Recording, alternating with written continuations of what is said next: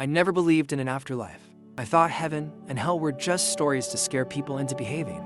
But after what happened to me on October 3rd, 2023, I know the truth. My name is Jacobo, and I was a farmer stuck in my ways, hardened by life and full of bitterness toward anyone who wasn't like me. But when my heart stopped and I left my body, I saw something I will never forget. What I experienced in those minutes changed me forever. I came back because I needed to warn others before it was too late. It was a day like any other, or so I thought.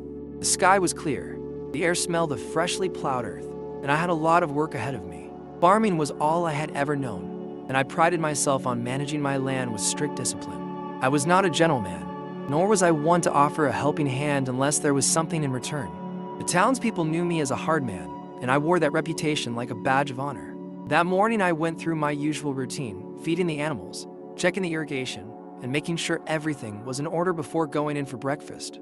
My wife, Maria, had prepared a simple meal, but I barely recognized her as I ate. My mind was preoccupied with the usual thoughts, the weather, the harvest, and the townspeople who, in my eyes, didn't belong there. The day passed uneventfully until late afternoon when a sharp pain shot through my chest. At first, I ignored it. I had always been strong, never complaining about pain or discomfort, but this was different. It felt like someone had reached in and squeezed the life out of my heart. My knees buckled, and before I knew it, I was on the ground, struggling to breathe. Maria rushed to my side, her voice frantic as she called for help. The last thing I saw was the blue sky disappearing above me, the sun dipping below the horizon. Then everything went dark. I expected emptiness, no pain, no thoughts, just silence. But what happened next shattered every belief I had ever had. I was no longer on the ground, clutching my chest in agony. Instead, I was standing over my own body, watching as Maria cried, her hands holding my lifeless form.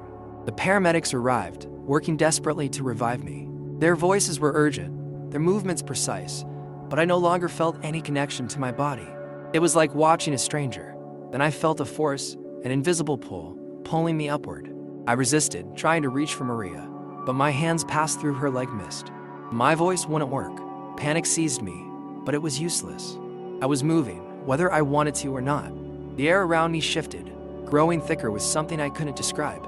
It was neither hot nor cold, but heavy, pressing down on my being.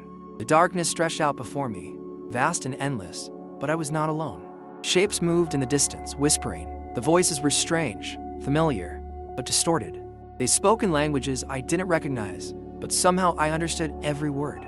"Do you see now?" one of them asked. "Do you understand what you expect?" I tried to respond, but my mouth wouldn't work. Fear wrapped around me like chains, holding me in place. Then the darkness parted, revealing a path ahead. I didn't walk. I was pulled, drawn towards something beyond my comprehension. I floated, weightless, watching the scene below unfold. The paramedics were shouting now, their hands working to restart my heart. The sound of sirens echoed in the distance, but I was a part, an observer, not a participant. Maria begged for something to be done, her sobs cutting through the chaos. I had never seen her cry like that before. I had never seen myself like that either. My face was pale, my lips blue, my body still. The realization hit me. I was dead.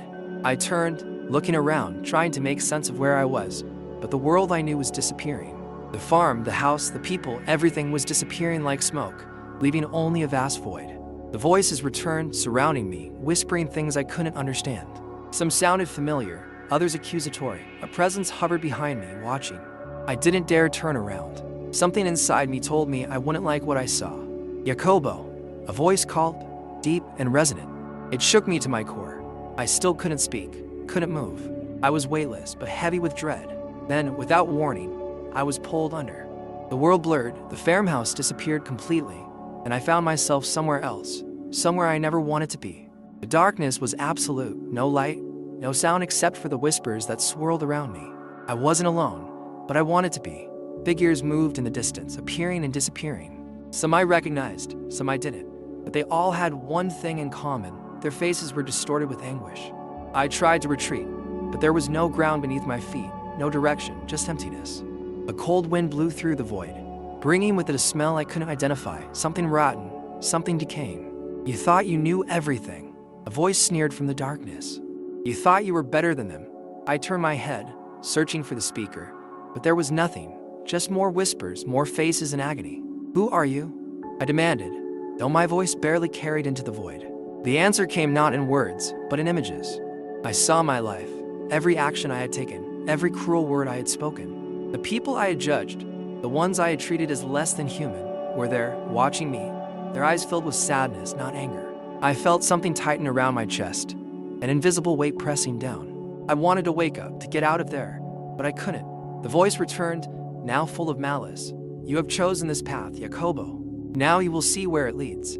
Then the ground beneath my feet gave way, and I fell. I was falling, but there was no end, no ground, only an abyss stretching endlessly below me. My screams faded into the darkness, swallowed up by something vast and ancient.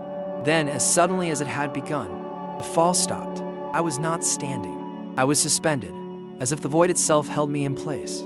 It was then that I saw them. Figures emerged from the darkness, surrounding me. At first, they were just shapes, expressionless faces that seemed to whisper without moving their lips. But as they got closer, the shadows melted, and I saw their faces. My breath caught. I knew these people. There was Diego, the boy I had bullied when we were kids because he was different from me. There was Maria's father, a man I had always despised, never giving him the respect he deserved, simply because he wasn't my type. And then there was Luis. Luis had worked on my farm for years. He was quiet, hardworking, and never talked back, even when I treated him badly. I had never cared to get to know him beyond what he could do for me. And now he stood there, staring at me with an expression I couldn't decipher. It wasn't anger or hatred. It was something worse, disappointment. The voices rose, not in shouts, but in sad murmurs. You never saw us as people. You thought yourself superior to us. You never asked our names, our stories. You only saw what you wanted to see. I tried to speak, to defend myself, but the words stuck in my throat, because they were right. Then the void trembled, and a new presence made itself known. The darkness opened, and something else was waiting, something worse. The figures around me disappeared, and in their place was a mirror. It wasn't made of glass. It pulsed as if it were alive. And when I looked into it, I didn't see my reflection. I saw my soul. At first, it was just my life unfolding before me, moments I had long forgotten. My first day on the farm, the first time I made Maria cry, the time I refused to help a stranger who had broken down near my land. Every choice, every decision, every cruel thought was there, raw and unfiltered. But then it changed. I saw those same moments from the other side. I felt what they felt. I felt Diego's fear when I tormented him. I felt Maria's pain when I ignored her kindness. I felt Luz's silent pain every time I treated him like nothing more than a worker. And the worst part, I couldn't look away. The mirror pulsed, and my reflection changed. My skin turned gray, my eyes hollow. I looked monstrous, twisted by every action, every hateful thought. This was what my soul looked like. This was what I had become. A deep, unshakable voice echoed through the void. Do you see now? I wanted to deny it. I wanted to say it wasn't fair. But deep down, I knew the truth. This was justice. As I stared at my distorted reflection, the darkness around me pulsed again. Its weight grew, pressing down on me, making it hard to breathe. And then the voice came again, stronger, deeper, filled with an authority I had never known. Jacob. The sound alone shook me to my core. It wasn't cruel, nor was it kind. It simply was. Absolute. Unquestionable. A voice that existed before time itself. I turned, though I didn't want to, and saw something beyond my comprehension. A light, vast and infinite, burning without consuming. It wasn't warm, nor was it comforting. It was pure truth. And in its presence, I had nowhere to hide. You had time, you had choices, and you chose this. The words cut me off. I tried to speak, to explain, but nothing came out. You treated others as inferior. You judged without knowing. You built walls in your heart that I never put there. I fell to my knees, shaking. My life, my thoughts, my very existence were exposed. This voice knew me. Every thought I had ever had, every excuse I had ever made. And I realized then that none of it mattered. I had wasted my life. The light burned brighter, and I was no longer in the void. I was somewhere else, somewhere I didn't recognize. And before me was something I had never expected, a river. The river stretched endlessly before me, its waters dark and restless. But it wasn't made of water, it was made of tears. And the moment I saw it, I knew whose they were. Every tear belonged to someone I had hurt. Every drop carried the pain I had caused. Every ripple was a moment where my cruelty had left a scar on another soul. I took a step forward, my feet sinking into the cold ground. And the moment I did, the river reacted. It showed me Luis sitting alone after I had scolded him. Diego, as a child, crying in the shadows after I had humiliated him in front of others.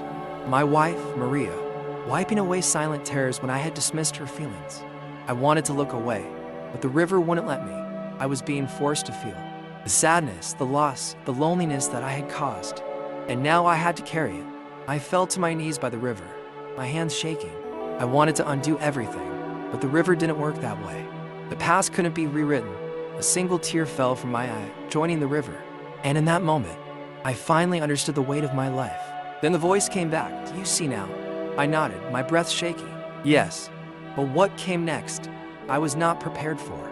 As I knelt by the river of sorrow, my body shaking under the weight of my past, something changed. The darkness that surrounded me began to shift, parting like a heavy fog. And before me, stretching into the unknown, was a bridge. It was not made of stone or wood, but something ethereal, woven of light and shadow, shimmering as if it were not entirely there. It seemed ancient, yet untouched by time. On the other side, I saw something, a place I could not comprehend, a place of peace. It was not just a beautiful land, it was home, though I had never been there before.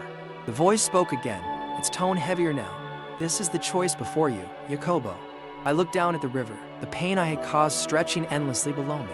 But the bridge it was hope. You can cross, but only if your heart is truly willing to change.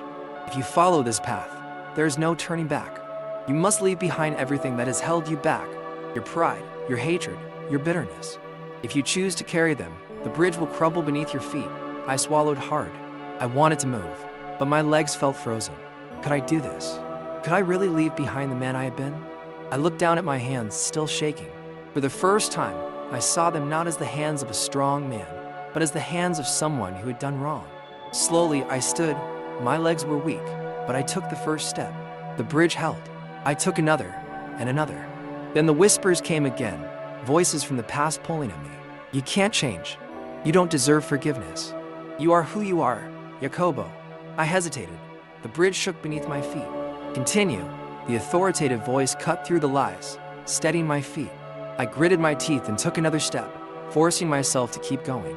But just as I neared the other side, a shadow loomed, and I realized my test was far from over. Before me lay a great chasm, deeper than anything I could have imagined. The bridge did not lead directly to the other side. It merely brought me to the edge. On the other side lay the land of peace, untouched by sorrow, glowing with a light that pulsed with something more powerful than I had ever known. But below me, beneath me, was something else entirely. A storm raged within the chasm, a torrential mass of anguish. I heard voices, screams, cries, whispers of regret. I felt their pull, a force trying to pull me under. And then I saw them. Figures moved in the darkness below, countless souls writhing in torment. Some clutched at the edges, trying to climb out, but there was nothing to hold on to. Others had given up altogether, sinking deeper into the abyss. A chill ran through me. These were not strangers. I knew them. I saw men I had worked with, people I had despised as nothing, men who had lived their lives as I had, filled with pride and anger and hatred. They were trapped, their faces distorted with agony. Jacobo, one of them, called my name. I turned and saw Matteo, an old friend. We had grown up together, side by side, sharing the same hateful beliefs.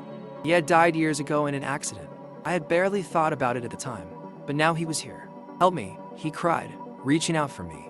Everything in me wanted to reach for him, to pull him out. But the voice came back, solemn and unwavering. You cannot save those who refuse to let go. Tears burned my eyes. Matteo's hands clutched at empty air, his screams fading as darkness swallowed him. The abyss shook.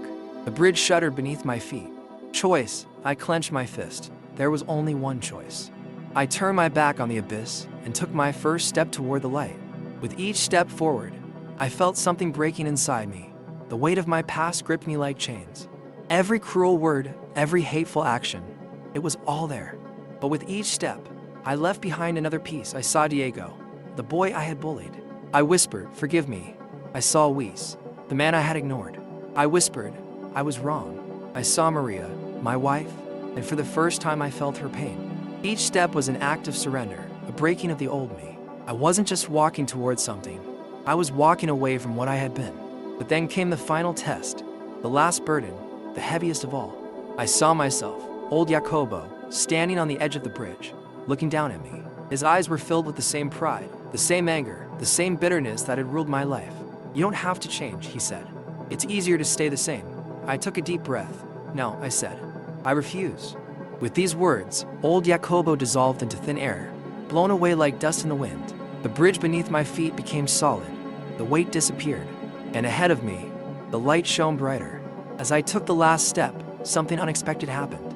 The world around me shook, and I felt myself being pulled backward, away from the light. No, I gasped, reaching out, but the light grew more distant, disappearing from view. Then I heard another voice, not the commanding voice from before, but one I knew. Come back to me, Jacobo. The pain returned, a crushing weight on my chest. My eyes flew open, and I was back in my body, in the hospital, surrounded by machines and doctors. My heart was racing, my lungs burning. I could barely move, but I was alive. Maria was beside me, holding my hand, her eyes red with tears. You were dead, she sobbed. The doctors said you were dead for 7 minutes. 7 minutes. 7 minutes in their world. But I had lived an eternity. Tears welled in my eyes. But they weren't tears of fear. They were tears of gratitude. I had been given a second chance. I wasn't the same Jacobo who had left. That man was gone. The man who woke up in that hospital bed was someone new. And now I had a mission. Maria, I whispered, my voice hoarse. I need to tell you everything. I came back with a gasp, my chest heaving, my lungs burning as if I'd been suffocated for hours. The sterile smell of the hospital hit me first, the sound of machines whirring in my ears. My body felt heavy, my limbs unresponsive. But the worst part wasn't the pain. It was the overwhelming realization that I was back. For a moment, I lay there, trying to process what had happened. My last memory was of the abyss, of the bridge, of the voice of authority commanding me to choose. I had taken that last step toward the light, but now I was here, trapped in my broken body once more. I turned my head slightly, and there she was, Maria, my wife, holding my hand so tightly that her knuckles were white. Tears streamed down her face, her lips moving in a frantic prayer. I wanted to speak, to tell her I was okay, but the words wouldn't come. Then a sob escaped her lips. Jacobo, you're back. Oh my God, you're back. I could barely process her words. My mind was still stuck in the memories of what I had seen, the river of sorrow, the abyss, the faces of those I had heard, those who were lost forever. But the moment I looked into Maria's eyes, something clicked. This was my second chance. The doctors came in, their voices urgent as they checked the machines, their hands pressing against my skin, shining lights into my eyes, confirming what they could barely believe. Jacobo, the man who had been clinically dead for 7 minutes, was back. But the Jacobo they knew was gone. The man lying in that bed wasn't the same. I could see it in Maria's expression. She knew something had changed. She just didn't know what. Not yet. In the days that followed, my body recovered, but my mind struggled with what had happened. How could I explain what I had seen? How could I make people understand the reality of what I had experienced? Maria noticed the change before I had even said a word about it. The way I held her hand differently, the way I looked at her with a depth I had never shown before, the way my voice softened when I spoke, no longer carrying that sharp, dismissive tone she had become accustomed to. You're different, she said one night, sitting beside me in the hospital room. Her voice wasn't accusatory, just full of quiet wonder. It's like you woke up a different person. I swallowed hard. Maria, I whispered, I need to tell you what happened. And so I told her. I told her about the darkness, about the voices, about the mirror that showed me the ugliness of my own soul. I told her about the river of sorrow and how, for the first time, I felt the pain I had caused others. I told her about the abyss, about the people I had seen trapped there, about the voice that forced me to choose. Tears streamed down Maria's face as she listened, holding my hand even tighter. But she didn't interrupt. She just let me talk. And when I finished, she wiped away her tears and said the words that changed everything. So don't waste the second chance, Jacobo. If God brought you back, it's because there's still work for you to do. It was at that moment that I understood. I hadn't come back just to live. I had come back to change. And change I would. Leaving the hospital was like entering a new world. Even though nothing had changed except me.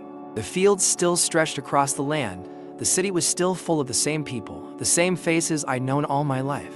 But for the first time, I really saw them. I saw the people I'd looked down on, the ones I judged for no reason, just because they were different from me. I saw the farmhands I treated like tools, the neighbors I'd ignored, the family members I'd pushed away. I'd spent my life dividing people, drawing lines between us and them. And now I saw how foolish I'd been. I'd been blind, but now my eyes were open. I didn't waste any time. I sought out the boy I had bullied as a child. He was a grown man now, with a family of his own. When I knocked on his door His eyes widened in surprise. "Jacobo," he asked, hesitant, uncertain. "I need to ask for your forgiveness," I said, my voice thick. "I was cruel to you when we were kids. I never saw it then, but I see it now, and I'm sorry." His silence was proof that old Jacobo would never have said those words. But after a moment, Diego shook his head. "It's in the past," he said. "If you've changed, that's what matters." I did the same with Luis, the farmhand I had treated like a tool, and one by one, I reached out to those I had hurt, asking not only for forgiveness, but for the chance to be better. Some welcomed me with open arms. Others were hesitant, and I didn't blame them. A lifetime of bitterness doesn't disappear overnight, but I didn't stop. And now I write this to you because I need the world to know. I have seen what awaits us. I have seen the torment that comes from a life of selfishness, pride, and hatred. I have seen the endless regret of those who never changed, who never made amends. I was given a second chance, but many will not. If you are reading this, I beg you, do not wait until it is too late. Let go of your anger. Let go of your hatred. Look at the people around you not as different, not as enemies, but as souls. Souls that matter just as much as your own. Because when the time comes, when you stand on that brink, you will have to answer for every choice, every word, every action. And when that time comes, I hope you can stand without fear. I hope you choose the light. I have chosen it, and I will never look back. In the weeks after my return, I struggled to bear the weight of what I had seen. Images of the abyss, the river of sorrow, and the countless souls trapped in darkness haunted my dreams every night. I would wake up drenched in sweat, panting, clutching Maria as if I needed a reminder that I was still here, still alive. The hardest part wasn't accepting that I had been given a second chance. It was knowing that so many others wouldn't. I had seen them, the ones who had fallen, the ones who had chosen the easy path in life, not knowing where it led until it was too late. Some had been like me, stubborn, full of hate, unwilling to change. Others had been indifferent, thinking they were good enough, never realizing that their hearts had hardened in the same way. I wanted to warn everyone. I wanted to shake them by the shoulders and say, "Wake up. You have no idea what's waiting on the other side." But I quickly learned that people don't want to hear the truth. I started with my closest friends, the men I had known for years. We sat around the same table where we'd share drinks and laughs. But this time I wasn't the same Jacobo. When I told them about what I had seen, the room went silent. Some of them listened, their expressions grim with unease. Others laughed, saying I must have dreamed it, that my mind had played tricks on me while I was unconscious. One of them, Enrique, scoffed. "Come on, Jacobo, do you really think you died and saw hell? That's just fear talking. You had a heart attack, that's all." I looked into his eyes. "No, Enrique, I know what I saw. And if you could see it too, you would never doubt it again." But that was the problem. No one could see it except me. Mary was my only anchor. She believed me, not because she had seen what I had seen, but because she could see the change in me. I was no longer the man she had married, and for the first time in years, that was a good thing. Still, I wondered, what was I supposed to do with this knowledge? Why had I been sent back if no one would listen? And then I got my answer. It happened on a Sunday morning. I was on my way into town, lost in thought, when I saw a man standing on the side of the road. His truck had broken down, and he was waving for help. Old Jacobo would have driven right past him without a second thought. Old Jacobo would have judged him by his clothes, by his appearance, by the color of his skin. But old Jacobo was dead. I stopped the car and got out. The man looked surprised, almost suspicious. "Need help?" I asked. His name was Samuel, a farmhand who was passing through, trying to get to the next town. His truck had stopped, and he had no way to ask for help. He looked at me as if he expected me to reject him, like so many others had. But I didn't. I helped him. I spent hours fixing his truck, getting my hands dirty with grease, sweating in the sun. Things I would never have done for a stranger before. And when we finally got it running again, he shook my hand, his eyes filled with something I hadn't seen in a long time: gratitude, respect. That night, as I lay in bed, staring at the ceiling, I heard the voice again. Not as booming as before, but still unmistakable. "Now you understand. It's not about grand gestures or forcing people to believe what you saw. It's about living differently. It's about choosing love over hate, kindness over pride." I had spent my life turning my back on people. Now I would spend the rest of it reaching out to them. I don't know how much time I have left. None of us do. What I do know is that I wasn't brought back to be silent. I was given the second chance to warn others, to make them see before it's too late. Not everyone listens. Some still mock me, laugh behind my back, call me crazy. But I don't care anymore. My pride died in that void. My ego was destroyed in the river of sorrow. Now I speak out because I have to. I tell my story to anyone who will listen. I write letters. I share my testimony in churches. I speak to strangers who cross my path. Some listen with wide eyes, taking every word to heart. Others roll their eyes, dismissing me as just another man trapped in fear. But I know the truth. I have seen what waits beyond this world. I have seen what happens when a man wastes his life on hate, pride, and selfishness. I have seen what happens when a soul chooses comfort over conscience, bitterness over forgiveness. And I saw the alternative, the bridge, the light, the peace I had barely glimpsed before I was pulled back. So I tell people the truth, whether they want to believe it or not, because I know that one day they will find themselves on the edge of that abyss. They will have to face their own reflection, their own choices. And when that time comes, I pray that they will remember my words. I was given a second chance. Most will not. If you are reading this, if you feel something stirring inside you, do not ignore it. This is your warning. This is your chance. Make amends. Love while you still can. Because when the time comes, there will be no excuses. There will be no justifications. There will be no second chances. Only the truth. And when you see it, when you finally see yourself for who you really are, I hope you can stand before it without fear. I hope you can cross that bridge. I pray that you will choose the light.